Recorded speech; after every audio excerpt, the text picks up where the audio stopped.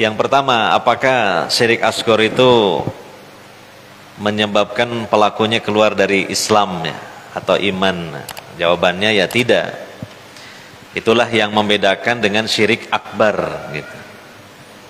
Kalau syirik akbar menyebabkan pelakunya keluar dari Islam, dari iman, batal Islamnya, batal imannya, batal kalimat syahadatnya.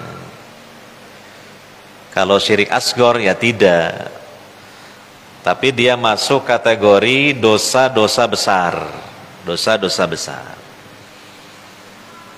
Kata Nabi SAW dalam hadis, akhwafu ma akhafu alaikum asyirkal asghar ar-riya.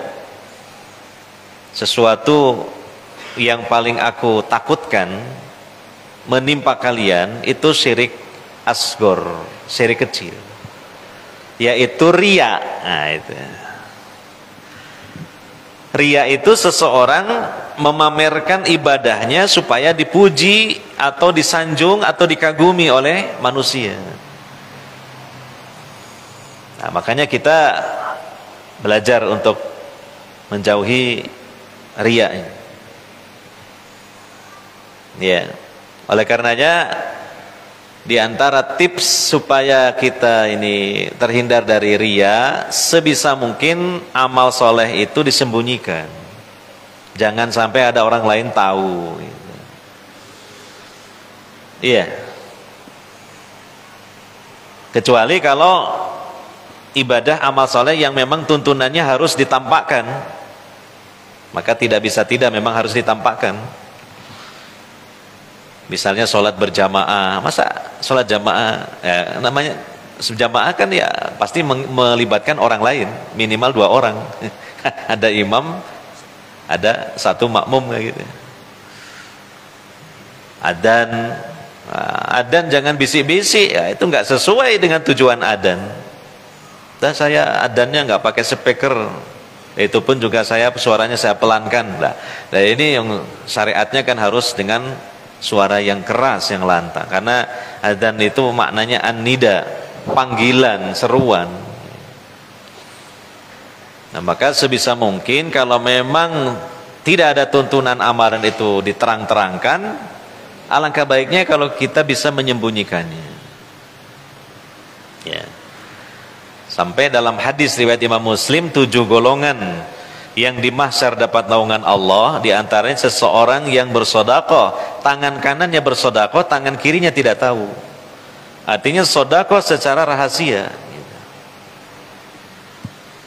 Atau kalaulah memang kita beribadah, beramal soleh itu tetap diketahui orang lain, ya jangan sampai kita punya niat riya, pengen dipuji, dikagumi oleh orang lain. Kenapa? Karena kita jadi rugi. Niatnya kita ibadah, niatnya beramal soleh, pengen dapat pahala, gara-gara itu jadi gagal total, nggak dapat pahalanya. Bahkan dapat dosa besar, yaitu syirik asghar. Pahala nggak ada, malah dapat apa? Dosa besar, karena riya itu syirik asghar. Nah, jadi coba dipikirlah, kenapa harus riya? Gitu. Yang kedua, orang riya itu kan orang yang GR toh. Orang misalnya ada di samping kita, kita sedang sholat, kan belum tentu dia sedang memperhatikan sholat kita. Mungkin dia sedang sibuk chattingan, nggak memperhatikan kita. Yang kedua, kalau dia memperhatikan kita, belum tentu mengagumi kita, belum tentu, kita tahu dari mana juga.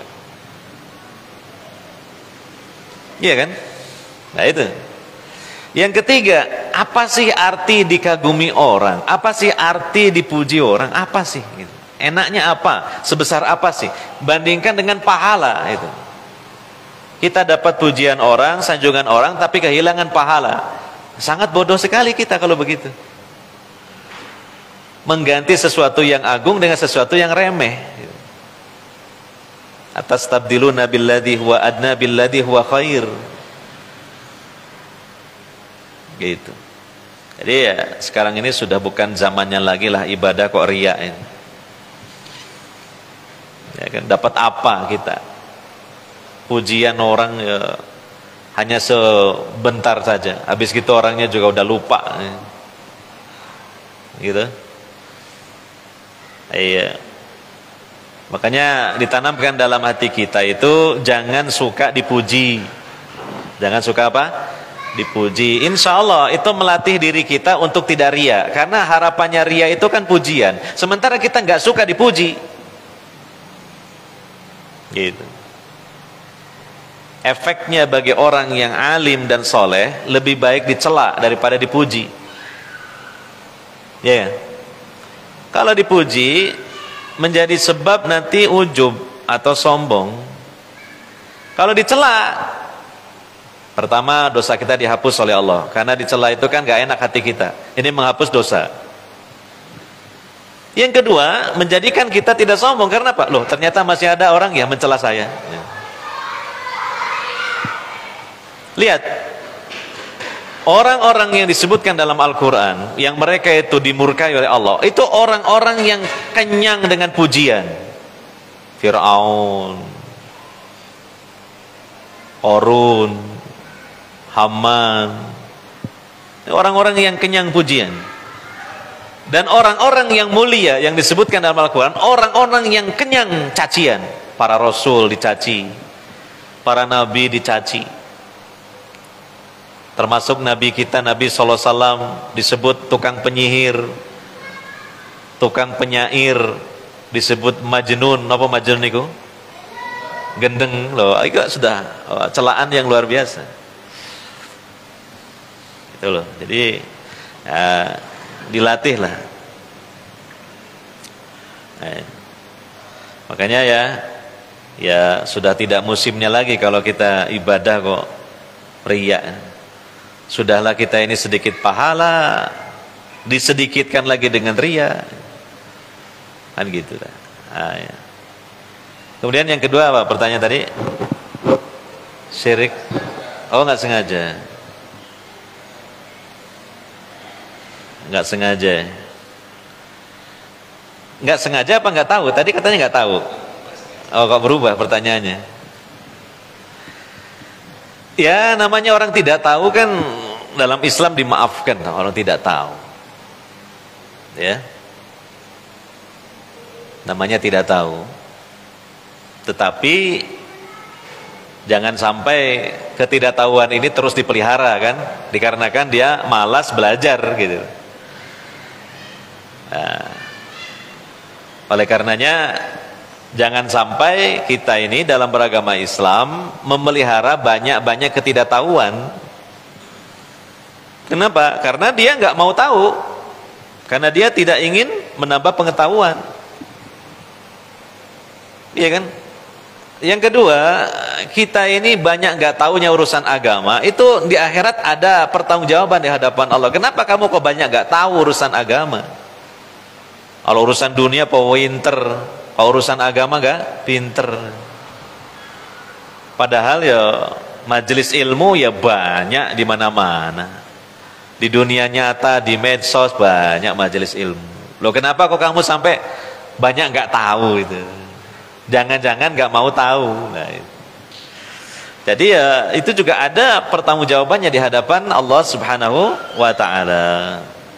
Tapi wallahu alam, kalau memang yang ditanyakan pernah jatuh dalam syirik asghar, karena dulu saya nggak tahu, insya Allah dimaafkan oleh Allah Subhanahu Wa Taala. Tetapi kalau sekarang sudah tahu, nanti jatuh lagi,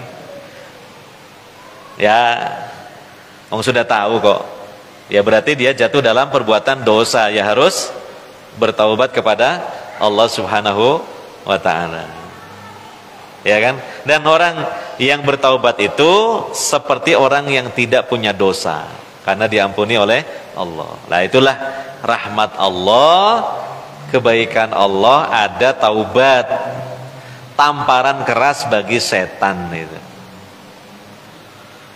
Ya. Nah, itu maka manfaatkan itu rahmat Allah, kebaikan Allah, banyak-banyak istighfar. Kalau jatuh dalam dosa besar ya segera apa? Bertaubat kepada Allah Subhanahu wa taala. Taubat kepada Allah loh, gampang.